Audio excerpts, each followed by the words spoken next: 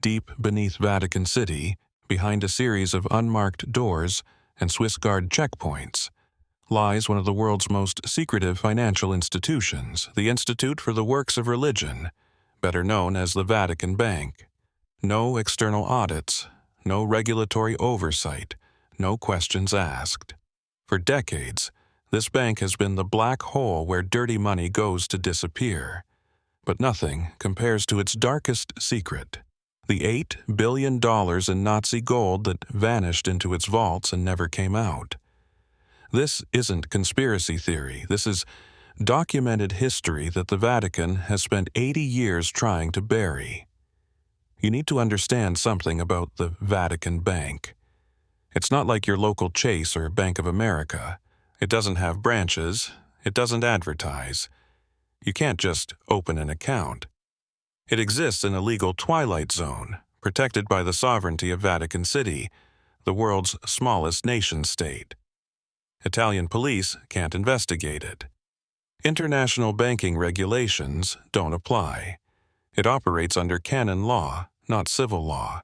It's the perfect black box for hiding wealth. And in 1942, as Jews were being murdered across Europe, their gold was flowing into this black box by the ton. The story begins with Pope Pius XII, born Eugenio Pacelli, who became Pope in 1939, just as World War II erupted. Before becoming Pope, Pacelli spent 12 years as papal nuncio to Germany. He watched Hitler rise. He negotiated the Reichskonkordat with the Nazi regime in 1933, guaranteeing the Catholic Church's rights in Germany in exchange for political silence.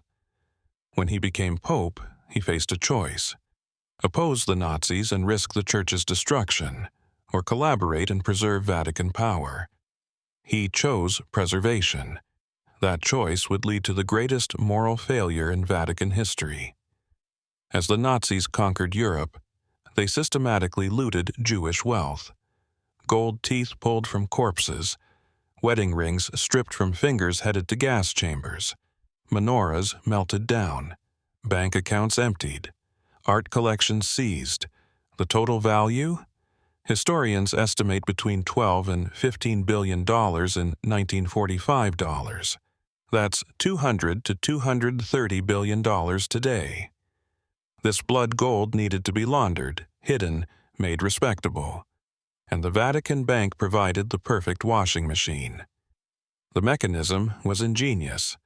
The gold would first go to Swiss banks, particularly the Swiss National Bank and private banks like Credit Suisse. Switzerland, neutral and profit-driven, asked no questions about the origin of Nazi deposits.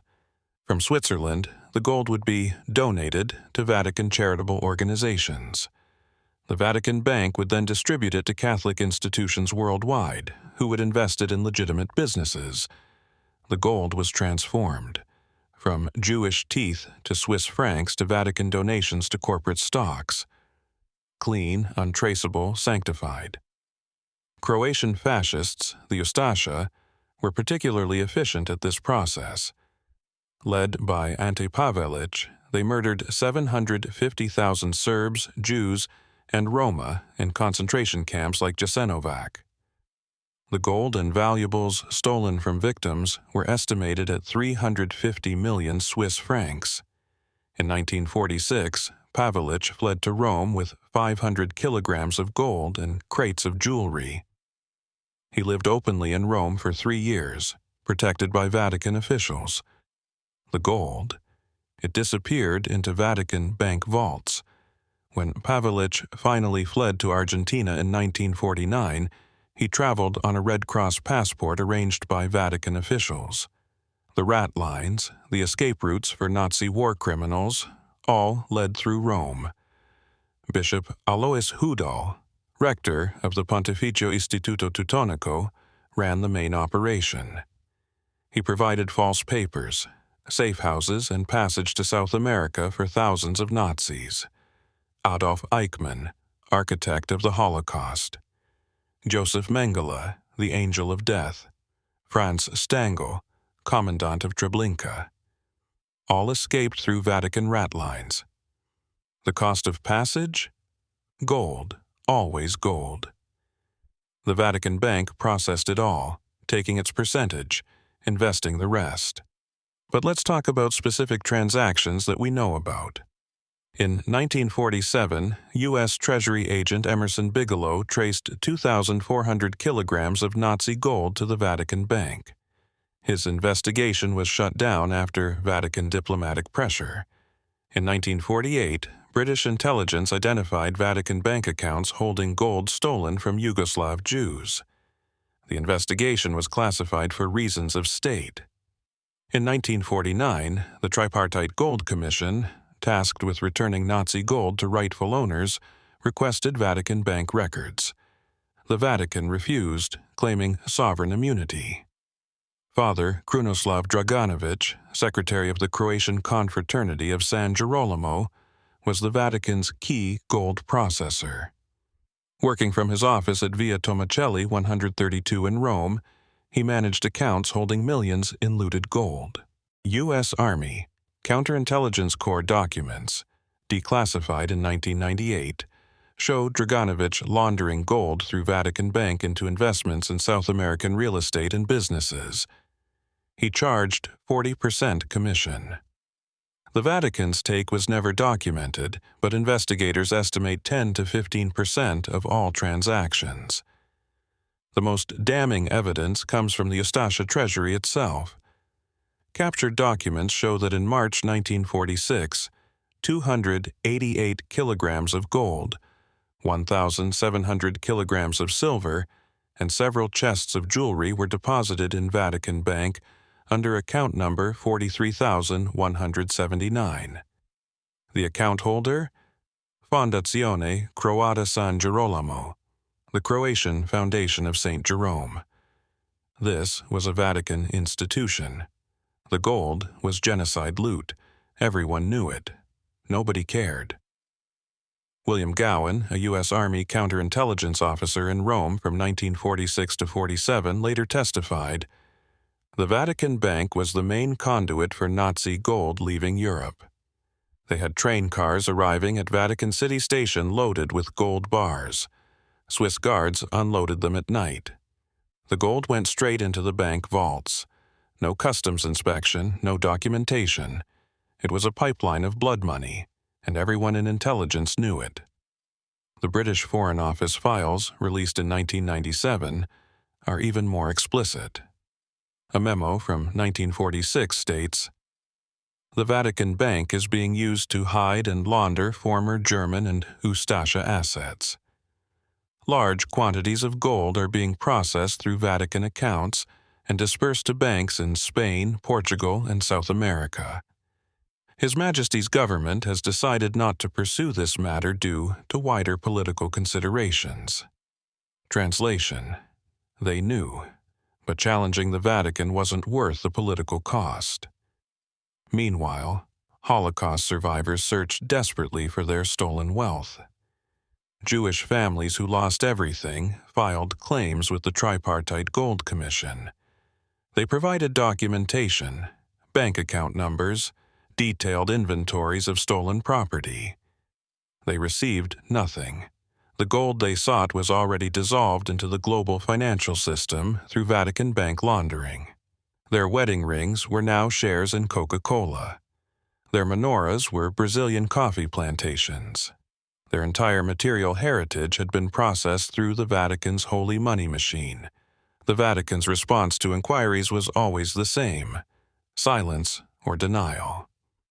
When pressed, they claimed the Vatican Bank was only established in 1942 and couldn't have been involved in Nazi operations. This was technically true, but deliberately misleading. The Vatican Bank was the new name for financial operations the Vatican had run for centuries. The administration of the patrimony of the Holy See, established in 1878, performed the same functions. The name changed. The vaults remained the same. By 1950, the trail was cold. The gold was integrated into legitimate investments worldwide. Vatican-controlled companies in Europe and Latin America flourished with capital that could never be traced to its source. The blood had been washed clean by holy water. The victims were dead. The perpetrators were either escaped to South America or reinvented as respectable businessmen. And the Vatican Bank? It emerged from the war richer than ever, its reputation intact, its secrets buried deeper than any catacomb. The 1970s brought a new player to the Vatican Bank, Archbishop Paul Marcinkus, a 6-foot, 4-inch Chicago priest who looked more like a mob enforcer than a banker. Appointed by Pope Paul VI to run the Vatican Bank in 1971, Marcinkus had no financial training. What he had was loyalty, connections, and a willingness to do whatever it took to fund Vatican operations. Under his leadership, the Vatican Bank would become entangled in the largest banking scandal in Italian history, one that would finally expose the dark money flowing through the Holy See's vaults. Marcinkus partnered with two men who would define his downfall, Roberto Calvi and Michele Sindona. Sindona, known as God's banker, was a Sicilian financier with deep mafia connections. He controlled a banking empire spanning from Milan to New York. Calvi ran Banco Ambrosiano, Italy's largest private bank, and was a member of P2, the secret Masonic lodge that included politicians, industrialists, and criminals. Together, these three men created a financial web that would launder mafia money, fund Latin American death squads, and hide billions in stolen assets. And at the center of it all was the Vatican Bank, protected by sovereign immunity. The scheme was complex but brilliant. Banco Ambrosiano would make massive loans to shell companies in Panama and Luxembourg. These companies, secretly owned by the Vatican Bank, would never repay the loans. The money would disappear into other Vatican-controlled entities, invested in everything from pornographic publishing to arms dealing. On paper, Banco Ambrosiano was making legitimate business loans. In reality, it was a pipeline for dirty money, with the Vatican Bank as the untouchable middleman. By 1978, investigators were closing in. Bank of Italy inspectors discovered that Banco Ambrosiano had $1.4 billion in unrecoverable loans to mysterious offshore companies. Who owned these companies? The trail led to IOR, Istituto per le Opere di Religione, the Vatican Bank. But when inspectors requested Vatican Bank records, they hit a wall. The Vatican claimed sovereign immunity. Italian courts had no jurisdiction. The investigation stalled. Then came the death of Pope Paul VI in August 1978, followed by the election of Pope John Paul I. The new pope, Albino Luciani, was a reformer who promised to clean up Vatican finances. He requested a full audit of Vatican Bank. He met with Marcinkus, asking direct questions about Sindona and Calvi. On September 28, 1978, after just 33 days as Pope, John Paul I was found dead in his bed. Official cause, heart attack. No autopsy was performed. His papers on Vatican Bank reform disappeared. The Vatican's message was clear. Don't ask questions about the money. John Paul II, the new pope, kept Marcinkus in power. The laundering accelerated. Through Vatican Bank, money flowed to Solidarity in Poland, fighting communism with funds of questionable origin. Millions went to right-wing death squads in Central America, fighting liberation theology priests who challenged Vatican authority. The Vatican Bank was now a Cold War weapon, channeling dark money to anyone who served Vatican interests. The Nazi gold that disappeared in 1945 had transformed into a global slush fund for covert operations. In 1981, the scheme began unraveling. Michele Sindona's Franklin National Bank in New York collapsed, the largest bank failure in U.S. history at the time. Investigators found that Vatican Bank owned major stakes in Sindona's companies and had guaranteed loans that would never be repaid. Sindona fled to Sicily, where he was arrested. Facing life in prison, he threatened to expose everything about Vatican Bank operations. On March 20th, 1986, Sindona drank coffee in his prison cell. It was laced with cyanide. He died whispering one word: Marcinkus. Roberto Calvi was next. As Banco Ambrosiano teetered toward the collapse, Calvi desperately sought Vatican help. He knew too much. He had documents proving Vatican Bank's ownership of the shell companies. He had records of money transfers to politicians, terrorists, and criminals. On June 11, 1982, Calvi fled Italy with a false passport. 6 days later, his body was found hanging beneath Blackfriars Bridge in London, his pockets filled with bricks and $15,000 in various currencies. The coroner ruled it suicide. Later, investigations proved it was murder. The message was clear: those who threaten Vatican Bank secrets don't survive. Banco Ambrosiano collapsed on June 18, 1982, with a $1.3 billion hole in its accounts. Italian investigators proved that Vatican Bank was responsible for at least $240 million of the missing money. They issued an arrest warrant for Paul Marcinkus. The Vatican refused to surrender him, claiming diplomatic immunity. For 7 years, Marcinkus lived as a prisoner in Vatican City, unable to leave without facing arrest. The Vatican eventually paid $244 million to Ambrosiano's creditors, calling it a goodwill payment, while denying any wrongdoing. But the real scandal wasn't the $1.3 billion loss. It was what investigators found in the rubble. Documents showed Vatican Bank accounts holding assets that couldn't be explained by church donations: gold bars with Nazi markings, bearer bonds from companies that existed only on paper, artworks reported stolen during World War II.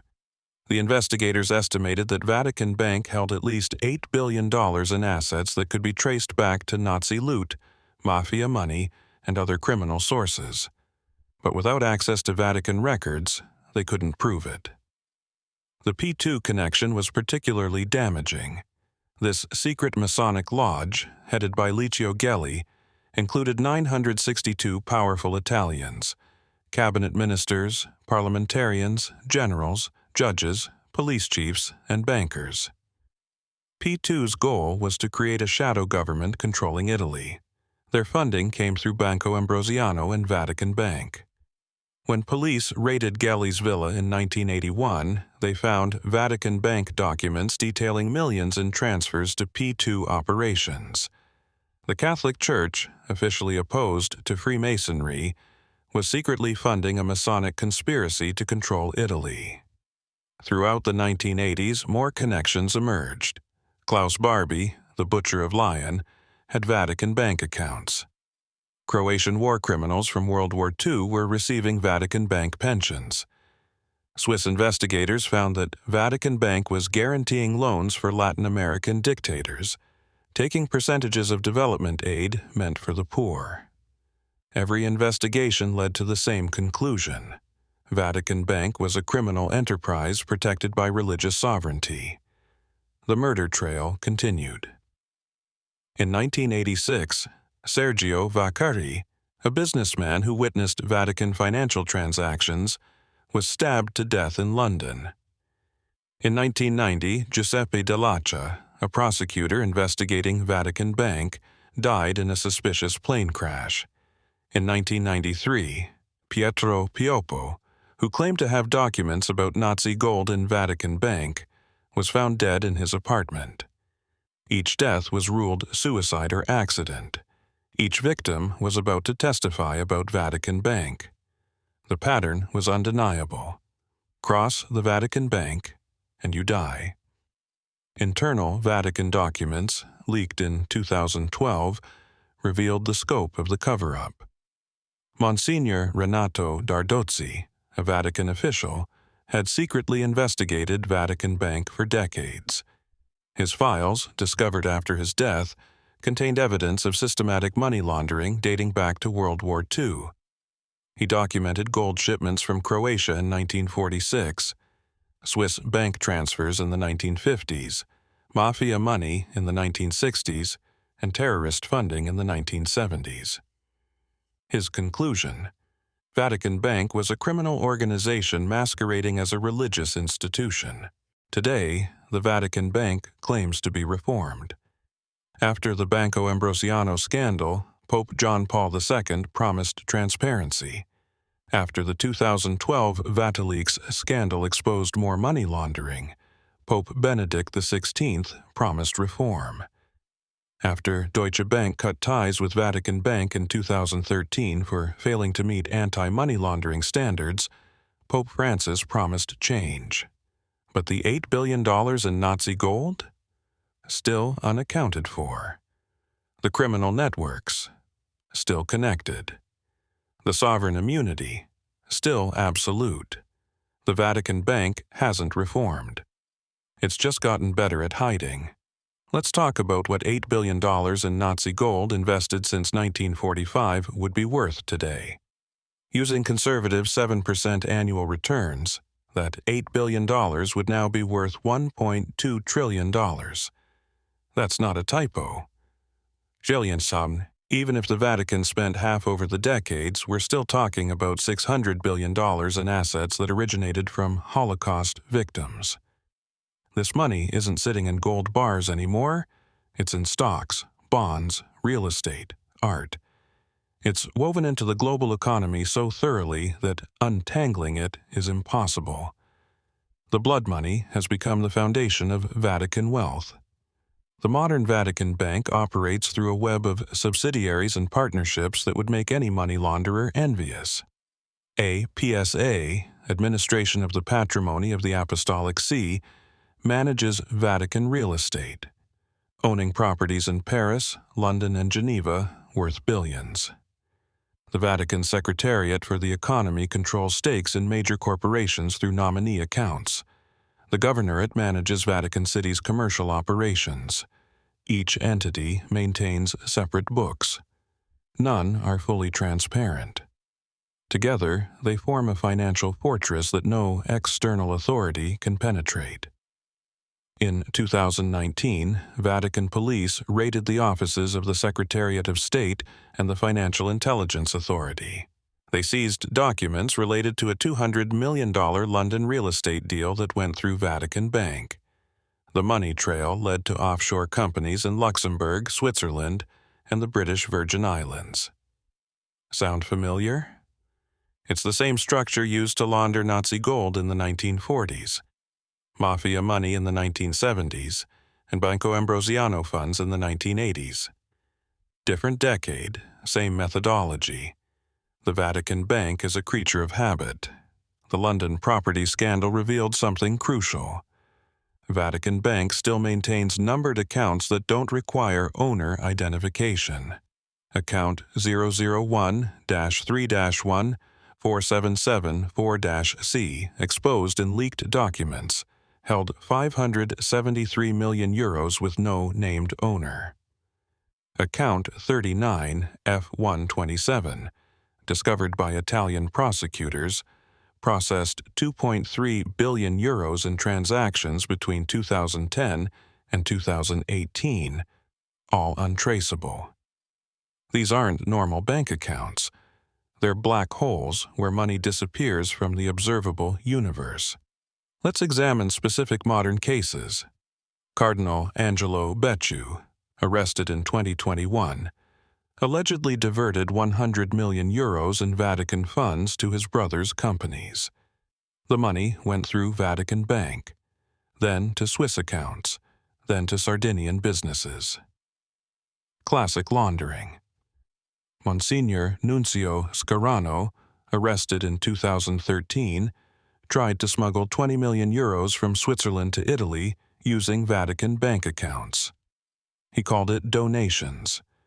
Prosecutors called it money laundering. The Vatican called it an isolated incident.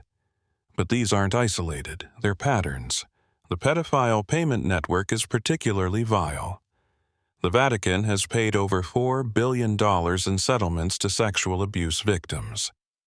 Where does this money come from? Not from selling Vatican art or property. Those remain untouched. The payments come from liquid reserves, from investment returns, from the vast pool of wealth accumulated over decades.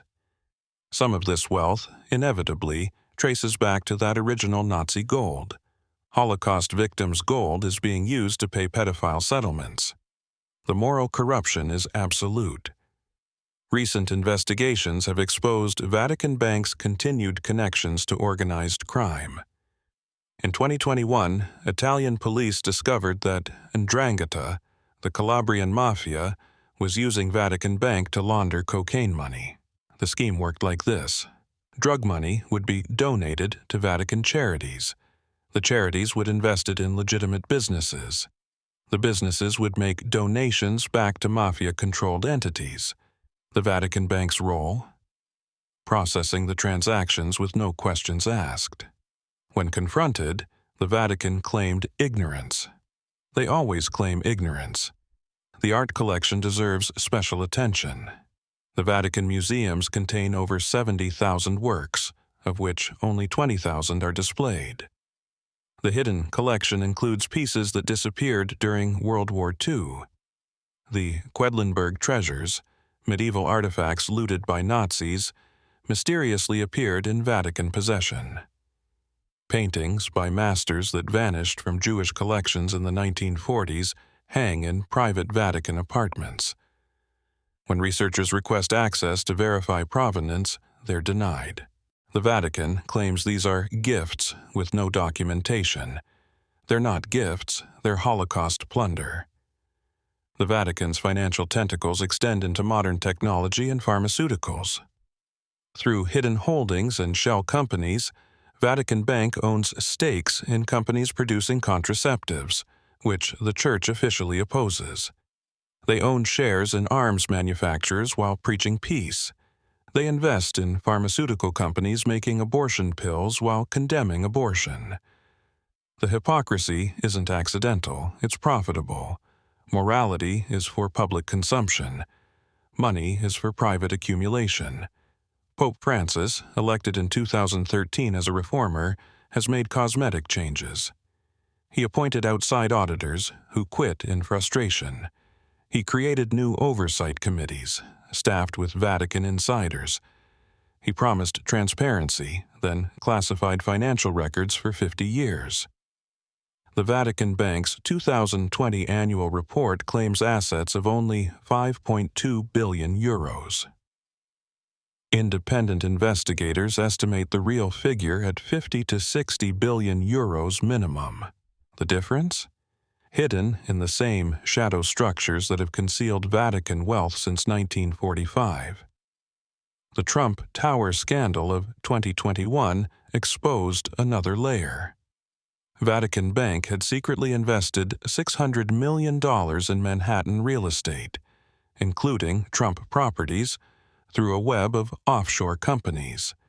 The investments were made in the 1980s with funds that investigators traced back to the Banco Ambrosiano scandal, which itself connected to the original Nazi gold. It's financial archaeology. Dig through any Vatican scandal, and you'll eventually hit Nazi gold at the bottom. Modern technology has made Vatican Bank's operations more sophisticated, but also more vulnerable. Blockchain analysis has traced cryptocurrency transactions from known criminal wallets to exchanges that convert to fiat currency deposited in Vatican bank accounts.